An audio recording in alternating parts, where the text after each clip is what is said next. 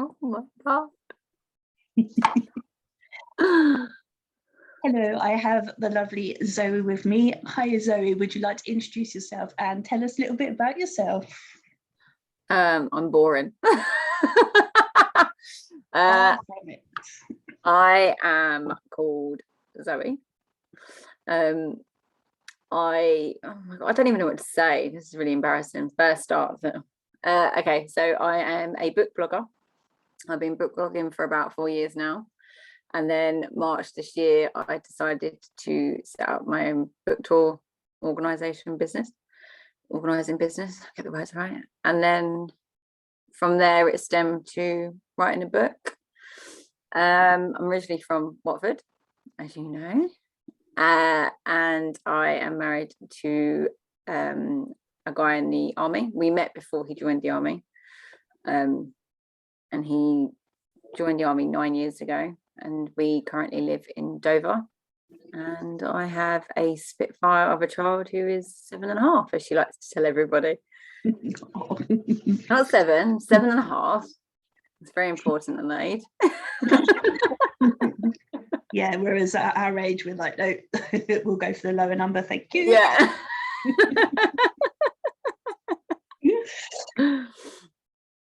Yeah, so well, I don't know. I watch a lot of football. I love all sports. I love books, movies. Yeah, I'm an accountant, just to go on the other side. So I deal with numbers daily. I've worked in the movie industry, which is why I love movies so much. But now I'm working for an arts charity, and that's about it in a nutshell, really. And the reason I'm boring. You're not boring, there's loads. And the reason we're here is because you wrote a book. Yeah, that's weird. Do you have it to hand? I do. I thought I'd better, but I felt really odd having it. So yeah, this is Ouija. It is book 2 in a series by Question Mark Press, but it's in the style of point horrors, and in the style of point horrors you can read them in any order, but you can get numbers at the bottom, so you might want to collect them. Jim Odie's done book number 1, which is Camp Death, and yeah, I'm book number 2. So yeah. You always wanted to write. Well, when I remember when I was about 4, I always wanted to work with numbers. That was it for me, numbers, nothing else, because I hated writing in English. Like, you know, in English lessons, I hated doing English. I just wanted numbers, because I've always found with numbers you can't go wrong. There is only one right answer, and I love that. I was like, yeah, that's it. Like English, it's your own interpretation. When you read in books, you know, everyone picks up different things, and yeah, so no, it was always maths. That was it. And then a couple of years ago, there's been a lot of problems, like a lot of history of my family, and so I started to draft a novel about a woman who married a soldier, and I used quite a lot of real life stories that are, and I found that quite cathartic. Nowhere near finished it. It's about 12,000 words. Then I had a dream about Chris Evans, who plays Captain America, not the radio DJ, and that was a very nice dream. But then it gave me an idea for another story, so I wrote about 36,000 words, and again they're both unfinished. And then it was only when Jim mentioned about point horrors and horror and everything, and that's my go-to genre. Everything horror, creepier the darker, the bloodier the better. And I don't really remember how it came out. I don't know if it was suggested or offered or whatever. I said I'll give it a go, but I have no ideas at all. And I remember making the bed, and then the prologue came into my head, and I was like, oh my God, go write this down. And then it kind of stemmed from there, really. And now I've got about another 5 ideas to go. Whether I can do them or not is another thing, but yeah, there might be another 5 from me. We'll see. And for anyone that doesn't know, do you want to give a brief outline of Ouija? How about I just read it back? if you wish. So from the back of the book, it just says, the only things for certain is the deaths were no accident. Rainer High School, once a prestigious school, stands in ruin after such a terrible event. A year later, a group of friends return to the abandoned school and their nightmares begin. Something wants to get out and won't take no for an answer. That's the book. And when writing it, what was your favourite scene to write, and what was the hardest scene to write? I'll go with the hardest first, and I think that was the first time I had to kill someone.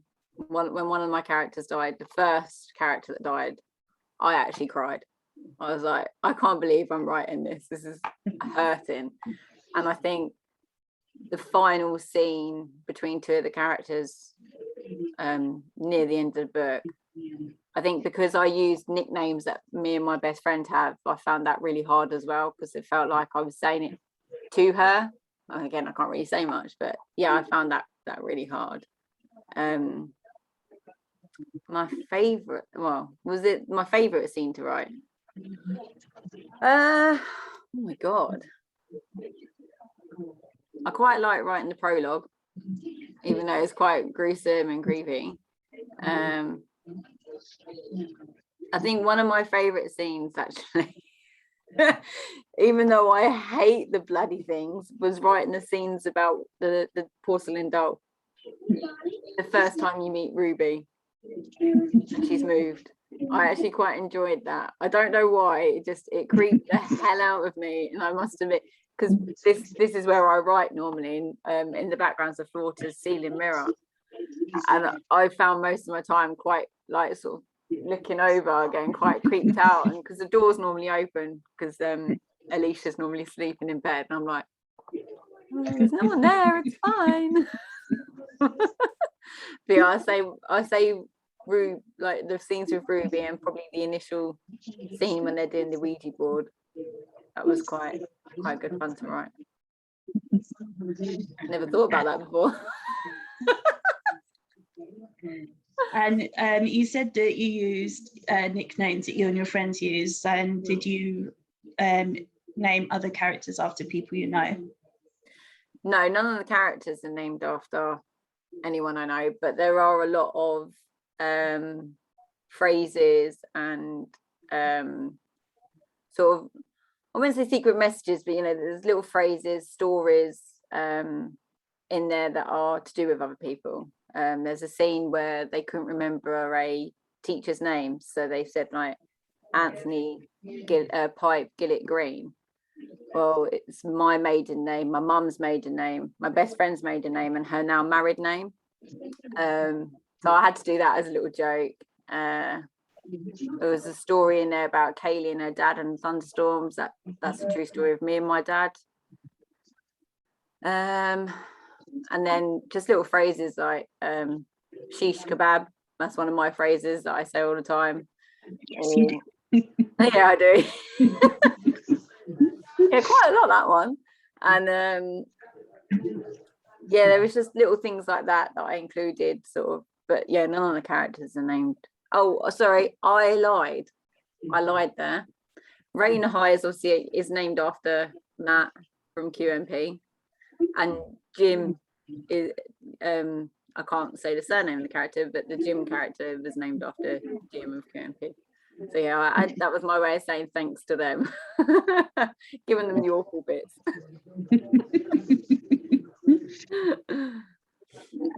When you actually started writing, what did you find you enjoyed most about it, and what did you find more difficult than you anticipated?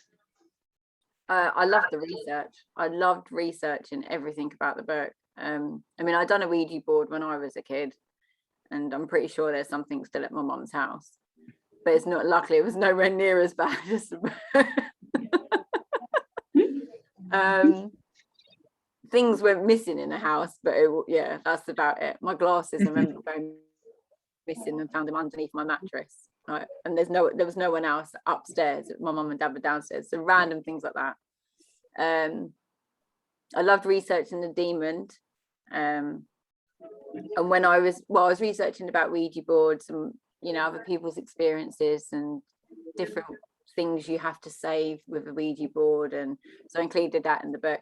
But when I found the demon and what he spells out on, when you summoned him, he spells out Z-O-Z-O-Z-O. I had to include him because when I was growing up, my nickname was Zozo, and I still get called it now. So I was like, oh, but it's fate. It's got to be that demon. And I quite enjoyed reading up about him and what type of demon was, because he was never really like the demon he's portrayed like in my book, or The Exorcist, which is where the idea came from as well.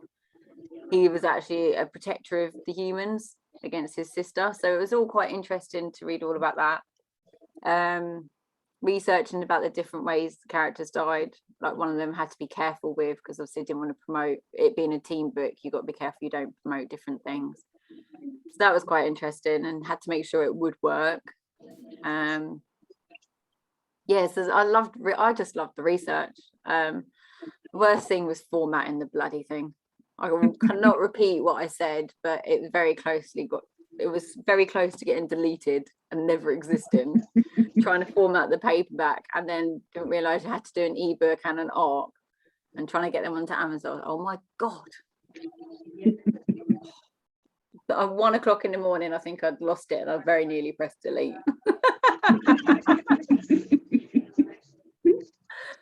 So yeah, that I hate, but I'm over that now.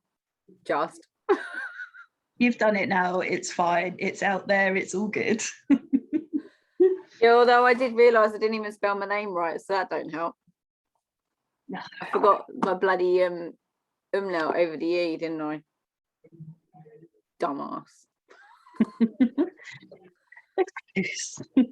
Have you met an author who cannot spell their bloody name? Yeah. Say nothing.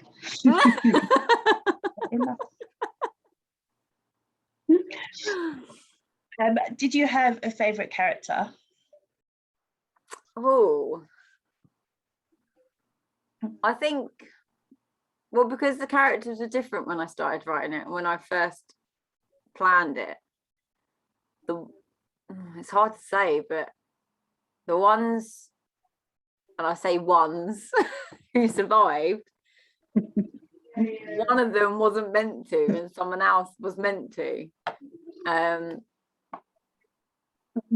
So that was a bit weird, and I think one of my characters I quite liked. No, I have to say, if I have to choose one, I quite like John, even though he's a little rat bag that started everything. I quite like John. And Laura, I don't know, even though she whined a lot and I was rolling my eyes at her a lot, I think part of her I could relate to, so I quite, in a way, I don't know that it's just weird. I liked them all. I just want them to choose. And will we be seeing them again, the ones that survived? Obviously, are they going to crop up again? That's the plan. Only one of them will come back, I think. I know which one, but I can't obviously say. And I know that someone has said there's a lot of unanswered questions, and it had been said to me before, but I'd purposely done that in case I wanted to do a sequel. I think, I will do a sequel at some point. I went up where I live. You can't see it, but I can see it looking out my windows. An old fort from I think it's World War II, and we went walking up there a while ago, and I think I sent you loads of creepy photos, so that might be the place where it happens. But yeah, I think one of the characters will come back into that book just to make me shout at everybody.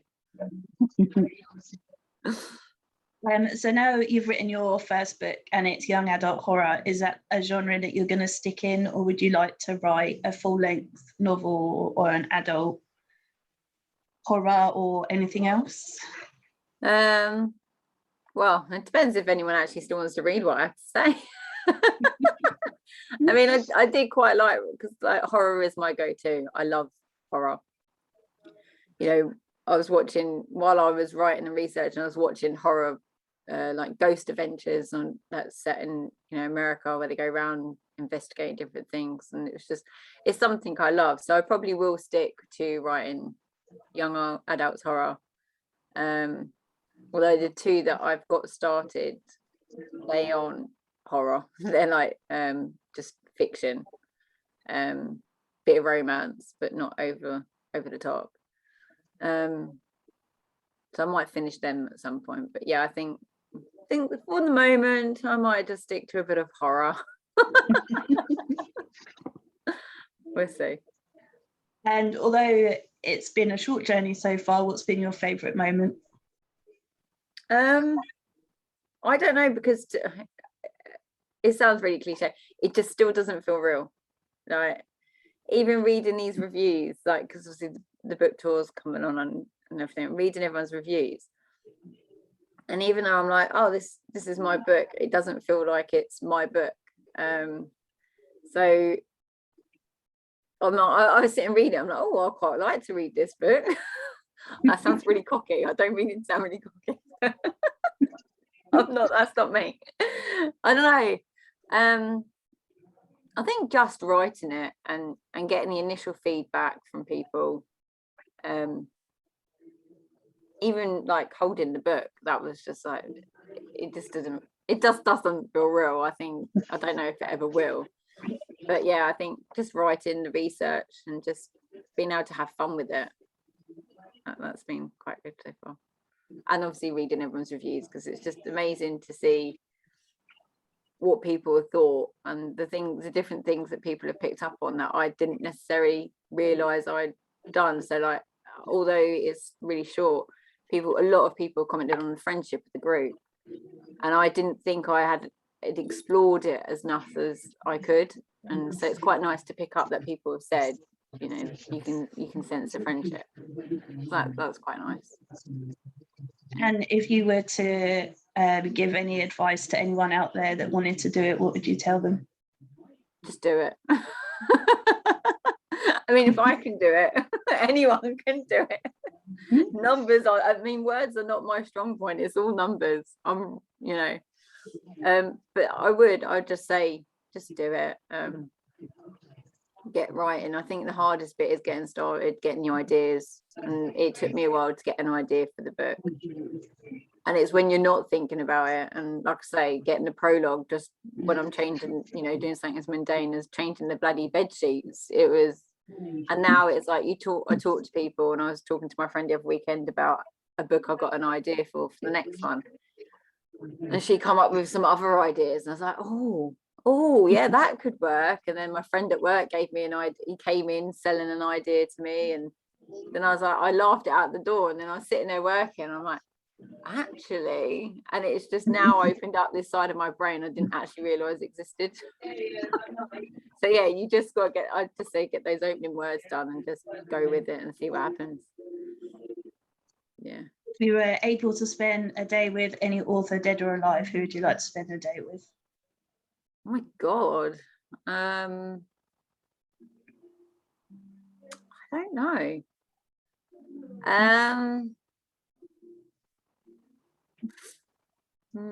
This is a tough one. I've got a couple of people. I don't know why I'm looking at my bookshelf, because all my books are downstairs. I suppose if I'm sticking with the horror, it would have to be one of my favorite authors. Can I be cheeky and have two? Okay, that's fine then. One is dead, one's alive. So the first one would be a guy called Richard Lehman, because he's before Stephen King, it was all about him for me. Everything. I loved the everything about his books. It was just senseless, inane, blood, guts, gore, everything. It was brilliant. And then that led me on to find an author called Jonathan Janz, who I'm surprised doesn't give me a restraining order yet.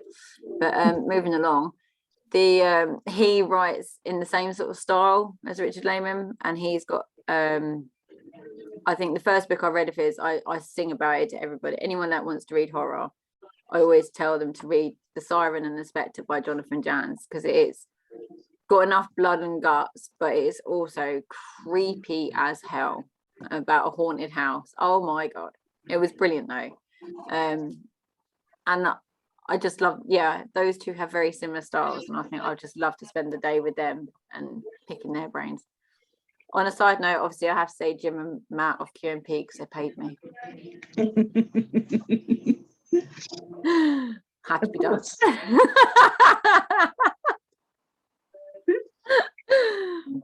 Oh, bless him. Yeah. And if you were to have 4 famous people to a dinner party, who would you invite? I would have to have Elvis Presley, because I grew up with my dad loving everything to do with Elvis. Yeah, he was very, very strong influence in my life with my dad. Just to annoy Kate, I'd have Kelly Jones, the Stereophonics, because he is my number one. I would have to have Arnold Schwarzenegger, because he was my very first celebrity crush.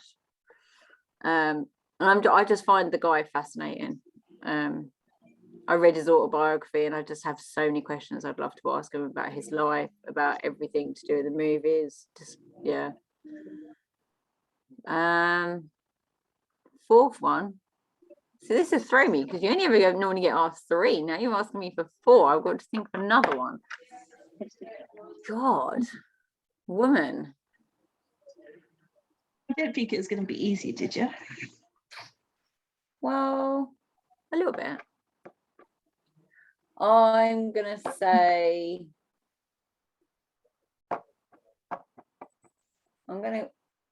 annoyed my cat now. I'm gonna say, just to keep in the theme of Where I Went Yesterday with Tower of London, I'd have to have Henry VIII, just because I find that man absolutely fascinating. I think he's a right pig with what he did, and I wouldn't have survived if I was ever picked to be one of the wives, that's for sure. But yeah, I just find him fascinating, like the way he just changed religion just to suit his mood, and what he did to his wife. Yeah, I suppose he can just sit down the other end of the table. He can eat. I can have Elvis and Kelly duetting, and Arnie can just talk to me in his accent. I don't care what he's saying. Yeah, that'd be do. Not do. Sounds like fun. All men as well. Interesting. Oh yeah. I should really throw a woman in there at some point, shouldn't I? Nah. That's up to you. No. No, that's not true. I sound like a right old hussy now. No. All men always choose all women generally, so it's fine. Okay. Yeah. I'm not so much of a hussy then. And apparently the town that I'm from is famous because Henry VIII divorced for the first time in our priory church. Oh. Yes, I believe that is the one interesting fact that Dunstable has. At least you have one.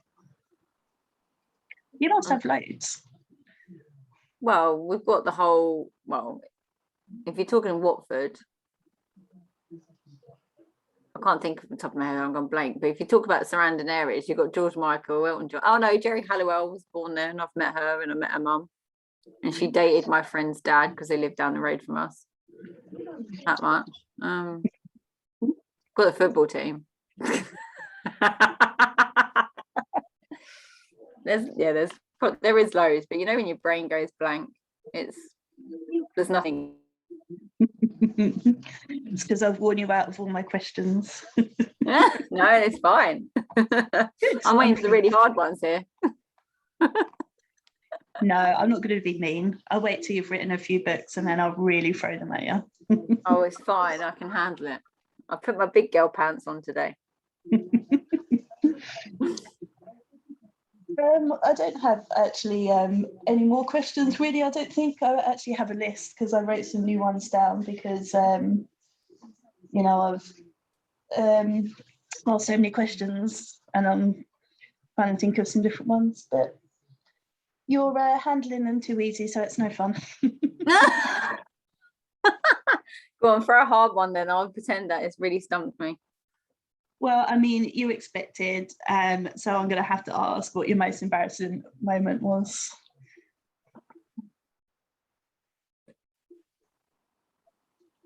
I don't even know if I have one. Now that I don't believe. My whole life's I an know embarrassment. Or I've just blocked them all out because they were that embarrassing. I don't know. It's just stupid things with me because I think it's what my friends come to expect, really, because I'm a bit dappy. Well, I'm known as the dappy one of the group growing up. I don't know. I don't know. I think because I don't get embarrassed easy. Like, okay, that's a hard one now, actually. I don't know. I find it very hard to be embarrassed, I think, because I just get on with just being a bit stupid, because that's just me. I'm the one that will say the inappropriate things and just walk off. I always remember once when I was younger, though, it's embarrassing to me, but it's really not that bad. But there was a really hot postie when I used to go to my walk to work, and I think he said morning to me, and I said something really stupid, but I really can't remember what it was, and I spent the rest of the day thinking, what a twat. I think I just blocked out whatever I said to him, but it was one of those things. I think he even stopped and looked at me as if to say, did she just say that? So that's probably about as embarrassing as it gets. I embarrass my friends all the time. If we go out clubbing, I always break out the Chandler dance or the Joey dance, and they're just like, oh my god, just step aside from her.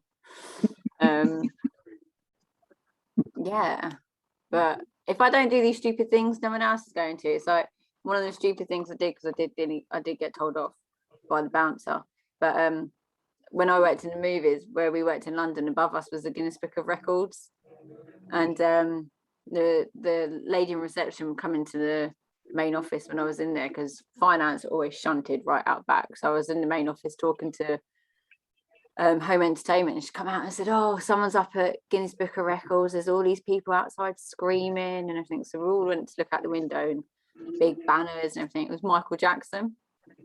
And so we were like, oh my god, should we go and sneak up the stairs, should we go and have a look? So then we saw the lift coming down, and someone dared me to press the button, as you do. So I pressed the button, the bouncers opened the door, the doors open, not the bouncers, the doors open, the bouncers were like, oh my god, and we're all just going, that's Michael Jackson.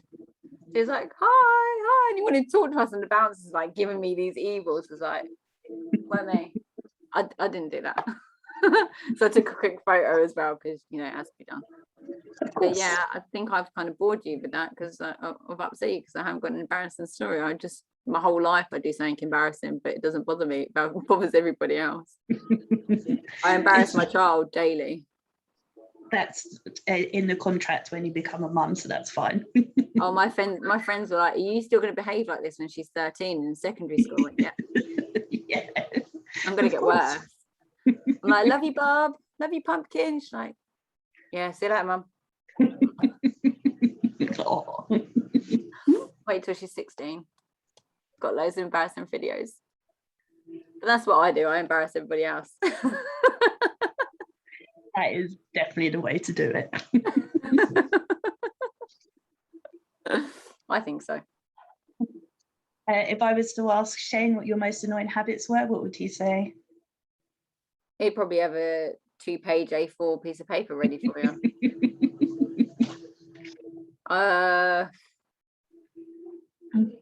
Nag, probably, but I think most men say that about their wives. I don't see it as nagging. I just see it as, I've asked you to do something, you haven't done it, I'm going to tell you about 10 times until you do it. No, not that bad. No, I think he finds he's quite lucky. Like, a lot of people think he's under the thumb when it's further than the army lads always joke saying he's under the thumb, because like, if they get called up for stuff, he's like, oh, I've just got to let my wife know. And it's not he's under the thumb and mum saying yes you can go, you know you can't. It's just like, the message generally says, just to let you know I'm doing this, and then they'll get back another message that's quite rude.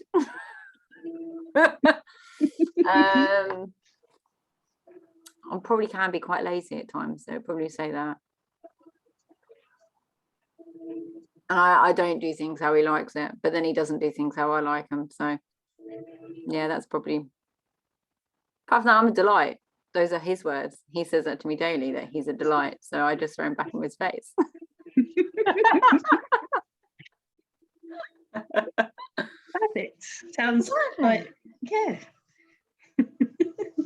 But then he doesn't live here, so it's quite nice. So I can't annoy him at the moment. Although I did really annoy him the other day because I brought a shark Hoover. I thought he hung up the phone on me. I said to Alicia, don't tell him. So she told him.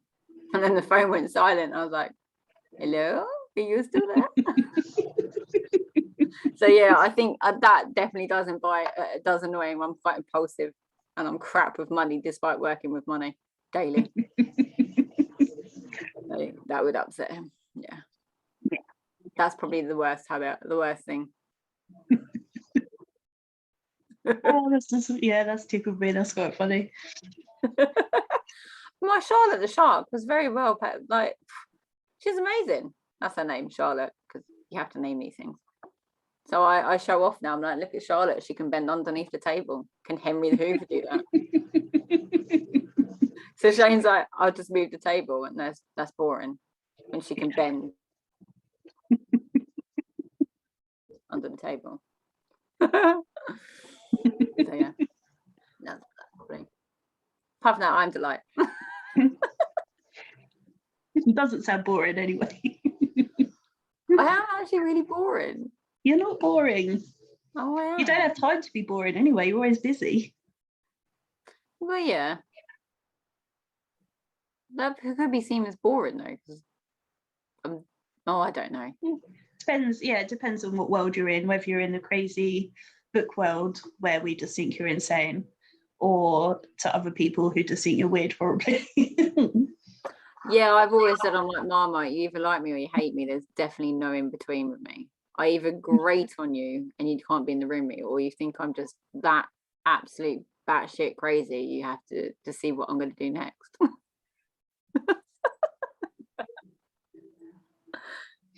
Yeah. Yes. That's generally. Thanks, stupid doesn't come out of my mouth sooner or later. I've been quite well contained here so far, I think. You have. I'm impressed. I've kept the crazy. I'm not sure. I kind of kept the crazy down a little bit. Me too, actually, because I still have a reputation to keep. I think. I think, yeah, maybe that may have been short already. I'm not sure, but people still want to be interviewed by me. So, well, there we go. It can't be that bad. No, I hope not. Anyway. Well, you've gone really easy on me. I'm a bit disappointed, to be fair. Next time.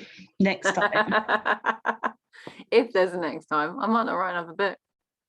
You will, because I'm going to nag you. Okay. You nag me, so I will nag you. Seems fair. See, look, you think I nag. Well, nag is an easy word. Gentle encouragement is probably fairer. Okay. I'll take that.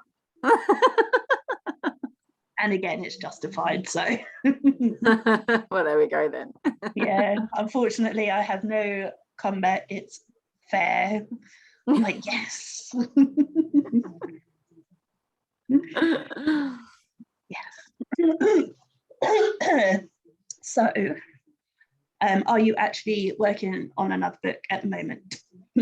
I am, but it will be in if Jim likes it, it will be in the series, but it's not as scary. It's more like, because obviously not all point horrors were horrors. They're a bit more psychological, thriller-ish for the young age. So this one's probably going to tend to go to that way. But from some of the things that people said, I'm now thinking I might put that on the back burner and write the horror one that I've got in my head. Well, I've got two, but I might write one of them instead and put the thriller one on the back burner. I think. I don't know. I'm very much with OCD. I have to write them in the order I thought about them, and yeah. So I don't know. but the one I really want to write, I might write instead. So yeah, there's, if they're any good, there's more coming. if they're any good, yeah, hopefully. Well, I don't have any more questions for you, my lovely, for now. Okay. So would you like to just show your book off again and remind everyone where they can get it and when they can get it? Okay. I feel like I got let off well easy here. I've asked you loads of questions. It doesn't feel like it. It's just flown. It's very odd. I think it's because I was really nervous before. I was like, when I was waiting for the link, I was like, sick. I can't do this. Okay. Right. Well, it's Ouija. I wrote it. That's my name there. The ebook is out on Monday on Amazon, currently 99p. And the paperbacks you can actually buy now, surprisingly, because I got one. I paid for it because Amazon was messing me about, so I bought my own book. That's so pompous, isn't it? I brought my own book. Yes, one does this. I might even write a little signature to myself. Zoe, thanks for all the support. Love, Zoe. Okay, the crazy came out, sorry. And would you like it's out on Monday, which is really, really weird. But it's going to be awesome. Yeah, it is going to be awesome. I might have to get drunk. I can't get too drunk because I've got work. I'll go back to work after 2 weeks holiday, so I've got to be. But yeah, I think I might have a drink to celebrate. I haven't got anything planned. I think some friends come over, but don't really know what you do on publication day. No, even talking to authors, I still don't know. Some work, some get drunk. It just seems to be a meh. It's just either one or the other, isn't it? I don't know. I want to do something to mark it because it's the first book, but don't know. See what happens on Monday. When all the 1-star reviews come out, I'll be drinking. Nope. Not gonna happen. It'll be amazing.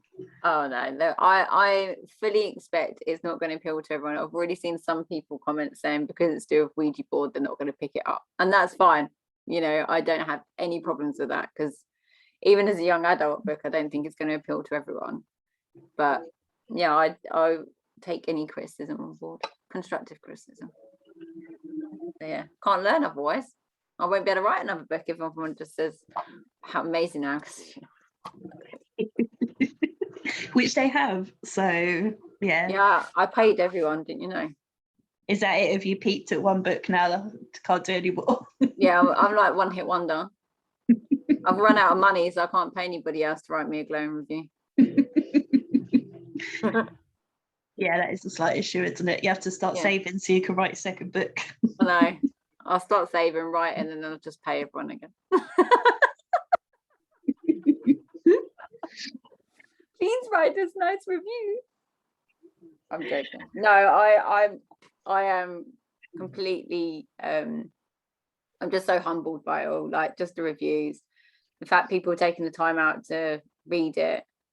It's just it's an amazing experience so far. It really is. And that's just a blog tour as well. That isn't even the proper release day and release out into the world reviews. That's just blog tour reviews. And I know a blog tour's got to be promotional because I've been, like I said, I've been a blogger now for 4 years, so it is a promotional tool. And there have been points in there that I've taken on board from other people, things that they've said. So like I say, one blogger did say there was a lot of things that weren't answered. But I mean, they wouldn't have known that I did that on purpose. But it's nice to know that they've had those questions and seeing like what people have said and the questions people have raised. It's just amazing. Like, and it's just nice to know that everyone's taken so well to my book. Like, I never thought, like I say, numbers is always my strong point because you can only have one answer. With the fact that people like it, it's just been amazing. But yeah, I'll probably a one-hit wonder. Oh, you won't be. I won't let you. I will nag. I sound like a right pleb though. I better sound like a right pleb. Oh, this is a one-hit wonder. Yeah, I'm not going to do anymore. I need to shut up because this is live or recorded and people are going to see what a twat I really am. Well, the truth had to come out eventually, to be honest, didn't it? Yeah, So true. you can't hide forever. True. I like to keep it contained. That's why I keep mine to before I record and after. And then when I'm recording, I'm professional-ish. That's not fair. So you made me look like the twat where you just act all professional. Exactly. Too bloody right. Rude. Yeah. I'm not really an idiot, I promise. No. To anyone who actually watches this, I'm not really. She isn't. Even though I call you crazy blog lady, I still think you're awesome, so it's all fine. Oh, thanks. Someone has to. Yeah. I'll pay later. Thanks. I think my child thinks I'm awesome, so it's okay. At least someone does, but she has to. Yeah, even when you're embarrassing her, yeah. Oh god, yeah. Daily. Hourly. Oh, well, thank you very much. Thanks for having me.